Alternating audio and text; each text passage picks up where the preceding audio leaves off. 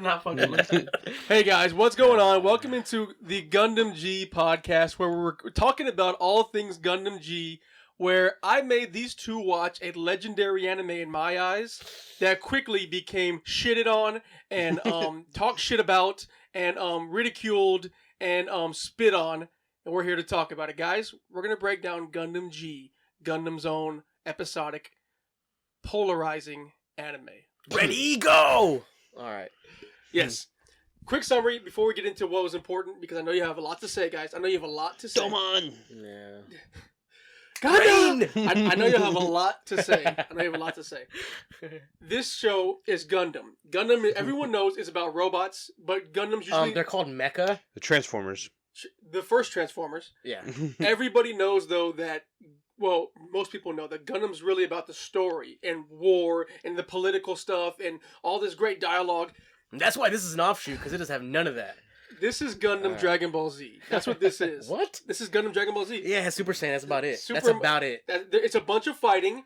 The whole world has turned into a big fighting ring.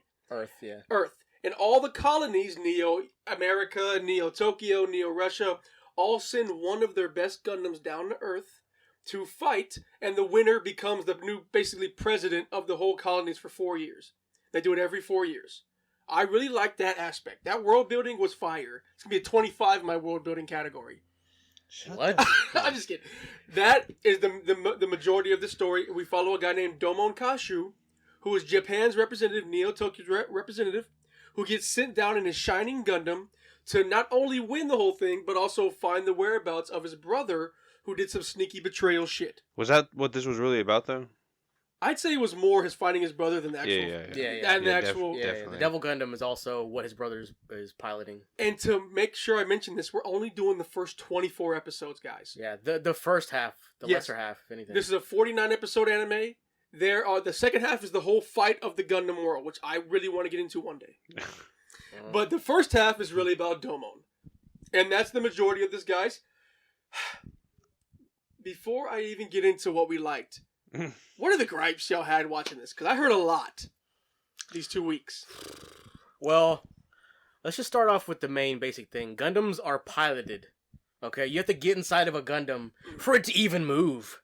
What's wrong with that? This show, you snap your finger and all of a sudden it moves towards you and carries you up into the cockpit for some reason, and then you also need a car or something to even get inside its belly. So it's like, what's the obviously this is not the Gundam story because it's totally different. So you know what? We're gonna do this. Y'all give me your gripes, and I'm gonna combat them every time. So first of all, Paul, fuck you. If we're in the future with Neo colonies, you can't stretch the imagination to think a Gundam can move to you. You don't think a Gundam can move to you? That's not the Gundams we know. Check this out. Remember whenever that one Spanish guy got sick and he had the Devil Gundam cells? The Tequila Gundam? No. Oh. I'm sorry, the Indian guy or Pakistani guy. He loved rain. Oh, Turkish. Sorry. Yeah. He got sick, but in his coat dropped out a little key. Yeah. The core key. Yeah, you just proved my point. Well, no, what I'm saying is maybe the Gundam can find it. Maybe it's Apple locating device, you know what I'm saying? So why did Domon have to walk to the Gundam if he had the key? He did, and he always snapped his finger and it came. No. I'm talking about the turkey guy's Gundam. Why did he have to walk to the Gundam and use as a locator if he could have pressed a button and the Gundam came? He was sick. Oh, God. Devin, gripe. Asshole. All right. So mine is going to do with the pacing. My first gripe is going to do with the pacing. Okay. The first 7 episodes, he goes around and he fights like what's seemingly kind of just like random Gundams. People, these are people that may know about the whereabouts of his brother, but the way that it happens is he carries around a picture of his brother, and instead of asking them, "Hey, have you seen my brother?" he says, "Let's fight." Yeah. And then after they fight, he says, "Hey, have you seen my brother?" After they're all fucked up. Yeah. And then no. So not only does he like fight them, and it's part of this tournament, it also doesn't really matter that they fought because like there wasn't a real winner and like no one really lost.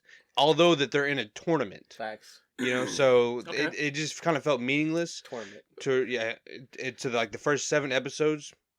where before you even get into any like real story, and it's just kind of Domon just kind of wandering around and fighting different Neo countries. So, are you mad at the pacing, or are you mad that he didn't kill anybody?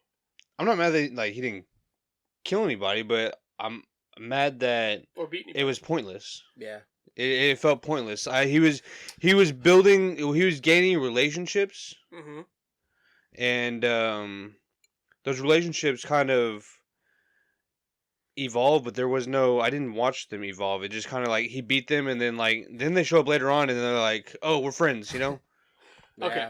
Okay. So I'll answer the pacing one first. Yes, I agree. The first 7 episodes, in my opinion, were great pacing because it was episodic. It was you get a quick fight, next city, quick fight, next city. When it got to the middle of the show, episode 11, and they got stuck in Shinjuku for 8 episodes, I almost threw up. That was terrible. I'm not gonna lie to you there. But when it came to the fighting aspect, they were trying to build the world. I'm not mad because each of those fights had a meaning. When he fought Chibity, I forget how the Chibity one ended, actually. I'm sorry. But with Sai, he helped Sai get his Gundam back. So he didn't want to kill him right away. Okay, fine. I'm fair with that. Right. Him and Argo came to a draw. He had Argo beat with the shining finger, but he couldn't use it anymore because he was down. He was weakened. Okay. But why is none of this like go towards like the tournament?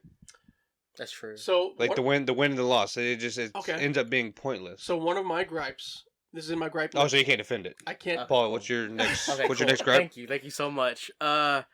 Yeah, I mean, that's also true. Like, if you beat me and you just cost me millions of dollars trying to restore a mech, why would I tell you about your brother? Go fuck yourself. Obviously, money means nothing. In the asking the brother thing... So you're saying I couldn't shake your hand, but hey, I'm also a Gundam fighter. Do you know this guy? That's not... My argument to that is that's not Domon's character. He's not a friendly guy. He's not okay, let's do this kind of guy. He tells Rain to shut up multiple times.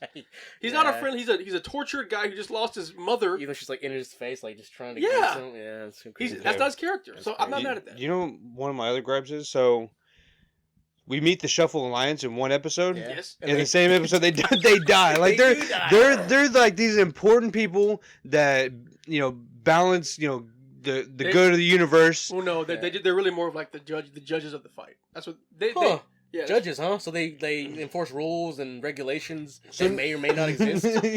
Huh? Arbitrary. They are fucking arbitrary. So they come in, they start to fight. These other Gundams, and then they're fighting the guys, George, Sai, Argo, who are hypnotized, by the way.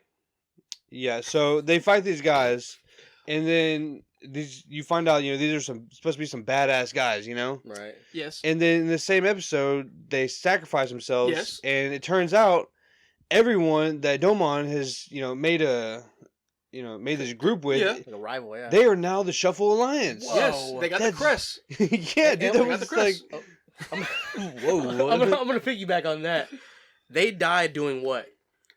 Defeating the devil cells, unlocking them from their hypnotism, and curing them from the devil cells. Yeah. Why didn't those inheritors of the Shuffle Alliance? Why didn't they die whenever they?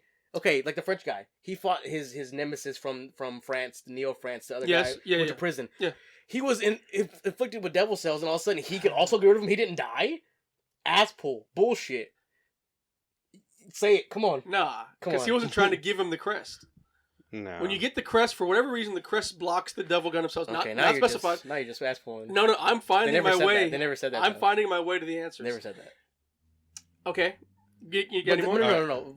My main gripe, though, honestly, other than the announcer who's like a god and knows and sees everything around the world simultaneously, and also is an asshole for wearing an eye patch, he has both eyes. I'm not. Both eyes. He takes it off and he takes it off and smiles like, "Let's fight," Love him. And then Domon like somehow sees him in the sky because he's God and said, "Hey, do you know this guy?" It's like, why didn't you do that with everybody else? Dude, that was just this show was made for TV, guys. It wasn't made for like. It was made for TV in the 90s. Yeah, exactly. It's an episodic thing made for kids. So don't make us watch it in 2024. Well, we've watched picking apart. We've watched more kiddie shit before.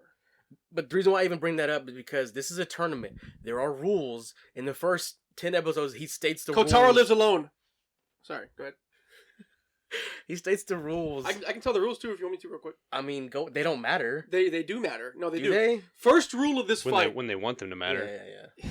Go ahead. First rule of this fight is that your head is destroyed, you're disqualified. They upheld that quite a bit. Second rule is that you must never aim for the cockpit.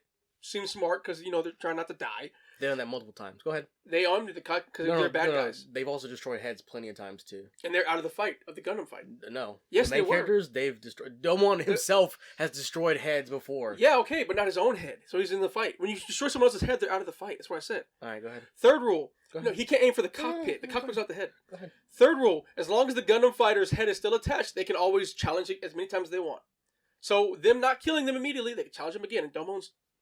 So it's dumb. Why didn't you just finish him off? Fourth rule is as a Gundam fighter must be responsible for his Gundam.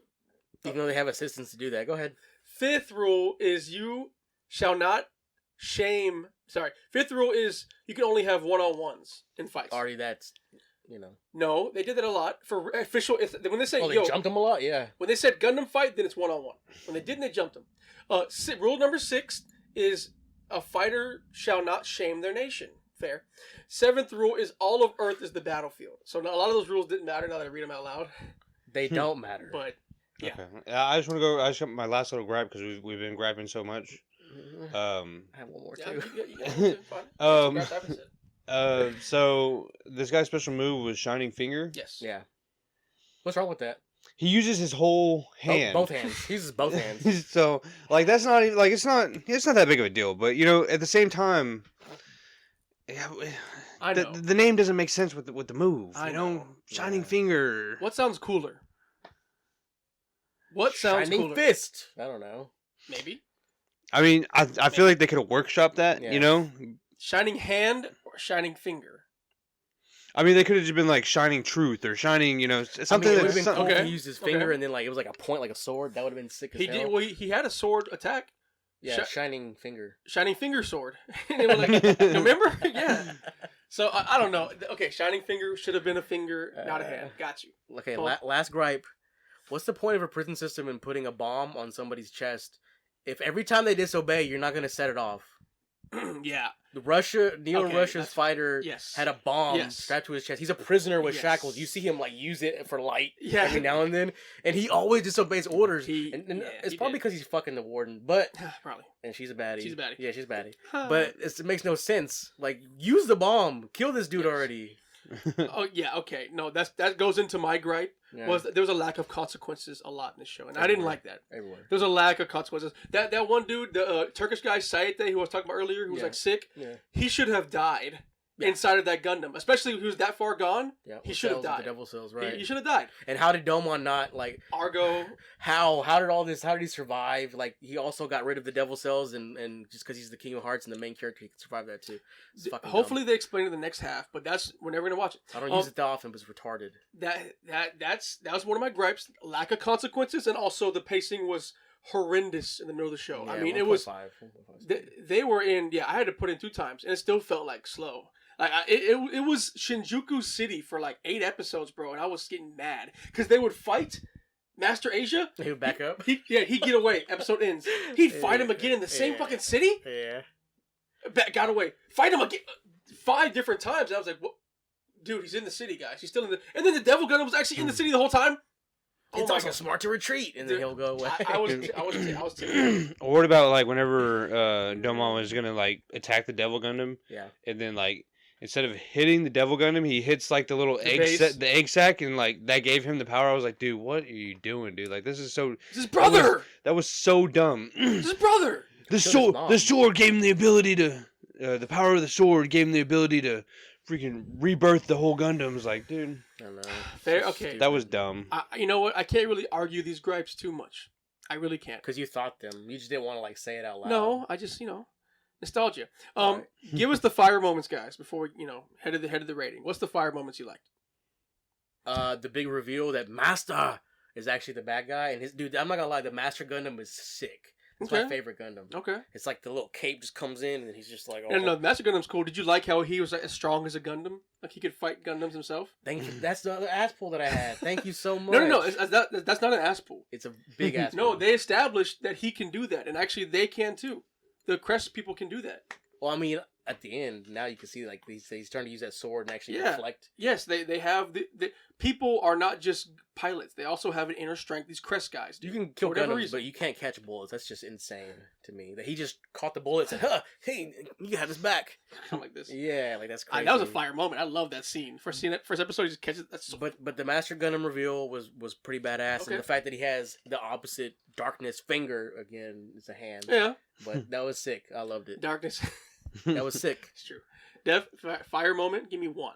Fire moment. Probably when I like the bodysuit concept. Probably when I don't even the bodysuit concept. You like that? Yeah, probably whenever. I have so many more gripes. The best part would be when the Neo China Gundam went and spied on the warden while bathing. Oh yeah. Okay. And then he lifted up Rain's skirt. That was so funny. Oh yeah. Yeah, that episode was a little like, damn, they put this on TV. Okay. And also, my favorite Gundam would be the German Gundam.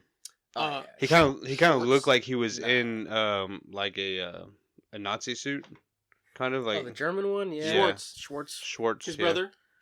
Pretty much. Come on, obviously. Oh, you didn't? Did you see that, Devin? No, I didn't make it that far, but it's okay. He stopped actually right when he came. Actually, the German guy started training him, and like he seemed pretty cool. You know, he had that cool. The sword. You know, the sword. You know, reflects your abilities or something like that. You know, so sick. He was cool. I liked his Gundam too. I think I'll say my fire moment was probably. I mean, I think what I really liked was the bodysuit concept. I brought it up to Devin a second ago. I really liked it, not only because you see the cheeks. Mm-hmm. Domon is fit. Ooh, Rain's like, it's tight. You made me forget about that gripe. Domon's fit. I really like the bodysuit aspect because really Gundam is piloted with like controls and levers. And I never got that. This seems like the only way Gundams could actually work because it takes into account your skill level. If you put the suit on and you're trash like Rain, you're gonna lose. But if you have fighting skills like Master Asia or Domo, you can do shit. How does...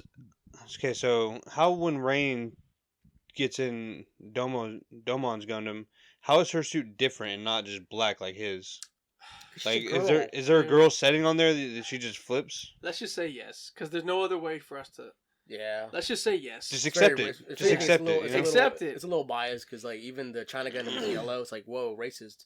And Tequila Gundam's like green. It's like whoa, okay, all right.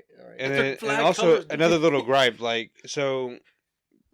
This anime over and over again just like uses the same animation in every single episode of him getting into like the Gundam form. It's the same animation. I don't think that's fair. Over and over again. No, dude, it just feels reused, dude. We're in 2020, man. And when I gotta watch it 20 times out of 24 episodes, it's like, dude, what are we doing here? Minutes. That's not fair. Yeah. Yusuke shot a same spirit gun quite a few times. He got